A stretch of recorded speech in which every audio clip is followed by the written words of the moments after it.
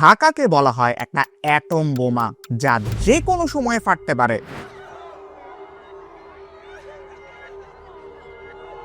এই দেশে কোনো মানুষের নিরাপত্তা নাই, এই কারণে আমরা এই দেশে থাকবো না। তোমার বাচ্চাদের ঠিক করে বললাম। সর্বশেষ যে ট্র্যাজেডি, এতগুলো বাচ্চার জীবন হয়তো নষ্ট হইতো না যদি বিমানবন্দরের রানওয়ের এত কাছে মাইলস্টোন স্কুল অ্যান্ড কলেজের দালানটাই না থাকতো।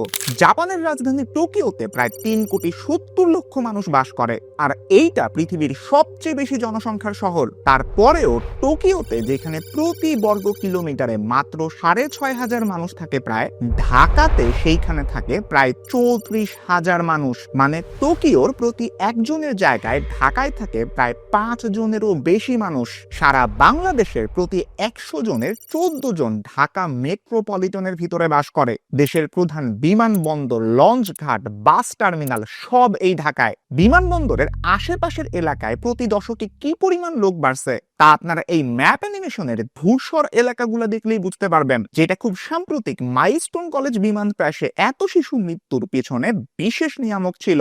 ঢাকা মেডিকেলের মতন প্রতিদিন প্রায় 10 থেকে 12,000 রোগী সার্ভ করা একটা হাসপাতাল, যেটা আছে শহীদ মিনার, ঢাকা বিশ্ববিদ্যালয়, এমনকি সোহরাওয়ার্দী উদ্যানের একদম কাছে, যেখানে বাংলাদেশের অনেকগুলা বড় রাজনৈতিক বা অরাজনৈতিক সমাবেশ হোস্ট করা হয়। একটা হাসপাতাল কেন এই জায়গায় আছে, এই প্রশ্নের উত্তর কারো কাছে নাই।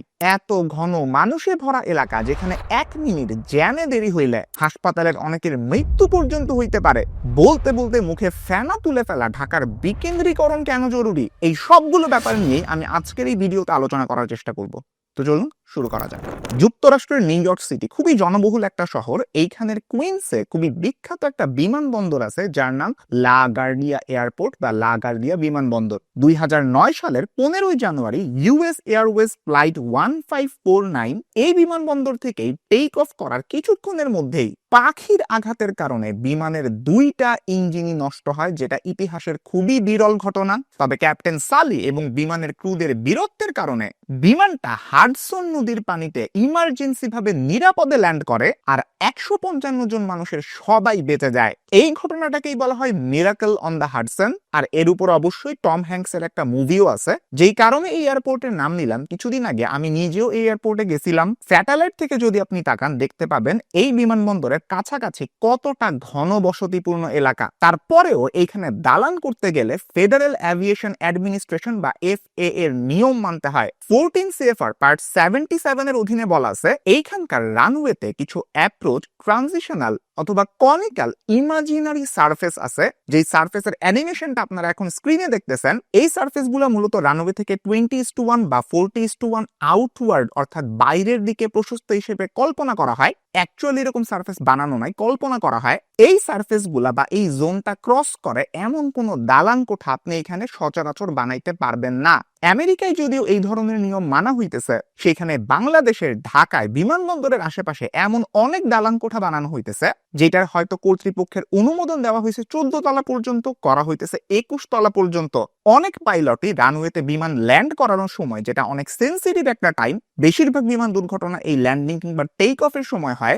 এইটা করার সময় এই উঁচু উঁচু বিল্ডিং এর কারণে ভয়ে থাকেন কখন তাদের বিমানটা আবার এই দালানের সাথে সংঘর্ষে লিপ্ত হয়। রাজধানীর যেখানে বিমান বাহিনীর বিমানটা বিধ্বস্ত হইল, যেখানেই মূলত মাইলস্টোনের বিল্ডিংটা ছিল, সেইটা রানওয়ের টাচডাউন পয়েন্ট থেকে মাত্র 1.9 নটিক্যাল মাইল বা 3.5 কিলোমিটার দূরে। বুঝতেই পারতেছেন এই আশেপাশের মানুষগুলা কতটা ঝুঁকির মধ্যে বাস করে।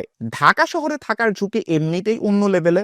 ইকোনমিস্ট ইন্টেলিজেন্স ইউনিট EIU এর 2025 সালের গ্লোবাল লিভেবিলিটি ইন্ডেক্স বলতেছে, বিশ্বের বসবাসযোগ্য 173টা দেশের মধ্যে ঢাকার অবস্থান 171। ঢাকার চেয়ে খারাপ আছে আর মাত্র 2টা শহর। একটার মধ্যে যুদ্ধ হইতেছে সিরিয়ার রাজধানী দামেস্ক, আরেকটা লিবিয়ার ত্রিপলি। জাইকা আর CDMPর যৌথ জরিপের ফল বলতেছে, ঢাকায় যদি 7 বা এর বেশি মাত্রার ভূমিকম্প হয়, তাহলে প্রায় 72,000 ভবন ভেঙে পড়বে, 1,35,000 ভবন ক্ষতিগ্রস্ত হবে। যখন আসলেই এমন একটা ভূমিকম্প হবে, ঢাকায় কত মানুষ যে মারা যাবে, এটা আপনি কল্পনাও করতে পারেন না। তবে যতক্ষণ পর্যন্ত দুর্ঘটনা না হয় ততক্ষণ পর্যন্ত তো আমাদের টনক নড়বে না, যেটার ফলশ্রুতিতেই মাইলস্টোনের মতন ঘটনাগুলো আমাদের সামনে আসতেছে। রাস্তাঘাটের অবস্থা খুবই খারাপ। একটা রাজধানীর আয়তনের 25% জায়গায় রাস্তা থাকার কথা, সেখানে আছে এখন ঢাকাতে মাত্র 8% জায়গায়। এর মধ্যে 52% জায়গায় মোটর যান চলতেই পারে না। এই কারণে বাকি যে 48% জায়গায় চলতে পারে ওই জায়গায় ভয়াবহ যানজট লাগা থাকে। এইরকম একটা শহরে মানুষ কিভাবে থাকতেছে? রাজশাহী বা সিলেট থেকে আমার যে বন্ধুটা ঢাকা শহরে আসে কয়েকদিন পর পর, ওরা ইচ্ছা মতন ঢাকারে গাইলায়। এন্ড বিশ্বাস করেন ঢাকাই গালিটা ডিজার্ভ করে। পৃথিবীতে কিন্তু এমন অনেক দেশ আছে যারা ঢাকার মতন এই সিমিলার সমস্যার কারণে নিজেদের দেশের রাজধানী শিফট করে অন্য জায়গায় নিয়ে যাইতেছে। 2022 সালে ইন্দোনেশিয়ার সংসদ ঘোষণা দেয় ওরা ওদের রাজধানী জাকার্তা থেকে সরায় নিয়ে অন্য একটা নতুন শহর নুসান্তারায় নিয়ে যাবে। জাকার্তা জাভা দ্বীপে অবস্থিত। যেহেতু এই দ্বীপে রাজধানী আছে, ইন্দোনেশিয়ার টোটাল জনসংখ্যার প্রায় 60% এইখানেই বাস করে। যত ধরনের ব্যবসা বাণিজ্য অর্থনৈতিক কর্মকাণ্ড বলেন তার অর্ধেকেই জাভাতে হয়। অথচ অন্য যে দ্বীপটাতে রাজধানী নেওয়ার কথা হইতেছে ওই কালিমান্তান দ্বীপের আয়তন জাভার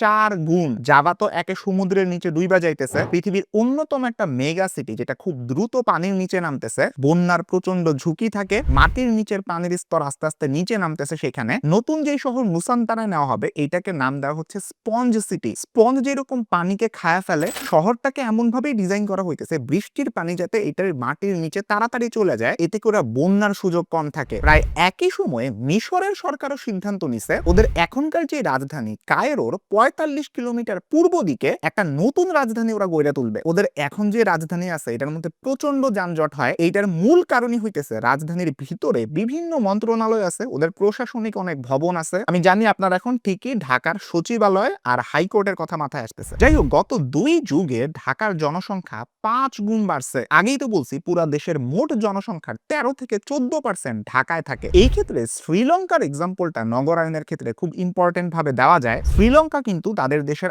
80% মানুষকে গ্রামে রাইখা একটা উচ্চ মধ্যম আয়ের দেশে পরিণত হয়েছিল। এছাড়া চীনেও যখন অর্থনৈতিক সংস্কার কাজ শুরু হয়, এরপর চীনের গ্রামাঞ্চলের টাউনশিপ ভিলেজ এন্টারপ্রাইজ নামে অসংখ্য শিল্প কারখানা স্থাপন করা হয়। তাতে সেইখানে 10 কোটিরও বেশি মানুষের কর্মসংস্থান করা সম্ভব হয়েছিল। বুঝতেই পারতেছেন, যদি ইচ্ছা থাকে ঢাকাকে কিন্তু আমরা বিকেন্দ্রীকরণ করতে পারি, আর ইচ্ছা না থাকলে শুধুমাত্র চাঁদাবাজির বিকেন্দ্রীকরণ হবে। বিকেন্দ্রীকরণ বলা উচিত না, এটা একটা রিভার্স বিকেন্দ্রীকরণ। ঢাকায় বসে কোনো একজন চাঁদাবাজ নেতারে তো চাঁদা তোলার জন্য ময়মনসিংহ যাইতে হয় না, অটোমেটিক্যালি টাকা চলে আসে। এইটা রিভার্স বিকেন্দ্রীকরণের খুব বড় এক্সাম্পল। ঢাকার বিকেন্দ্রীকরণ কেন সম্ভব হয় না? কোন একজন সরকারি অফিসারের কথাই ধরেন, তার বাসা 2টা থাকে। সে যদি কাজ করে ঢাকার বাইরে, ঢাকার বাইরে তার একটা বাসা আছে, ঢাকায় তার একটা বাসা আছে যেখানে তার বউ বাচ্চা থাকে। বউ বাচ্চারা এখানে রাখতে হয়, তার কারণ এইখানে ভালো পড়াশোনার জায়গা আছে, শিক্ষা প্রতিষ্ঠান আছে, প্লাস এখানে ভালো চিকিৎসা ব্যবস্থা আছে, হাসপাতাল আছে। যেই 2টা জিনিস, ভালো শিক্ষা প্রতিষ্ঠান, ভালো চিকিৎসা ব্যবস্থা, ঢাকার বাইরে গেলে আপনি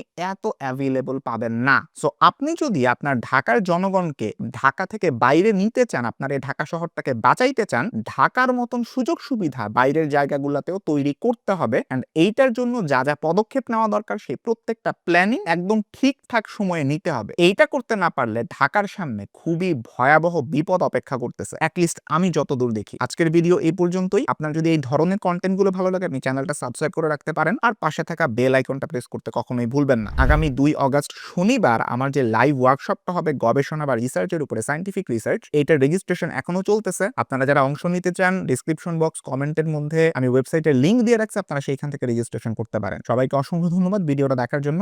আল্লাহ হাফেজ।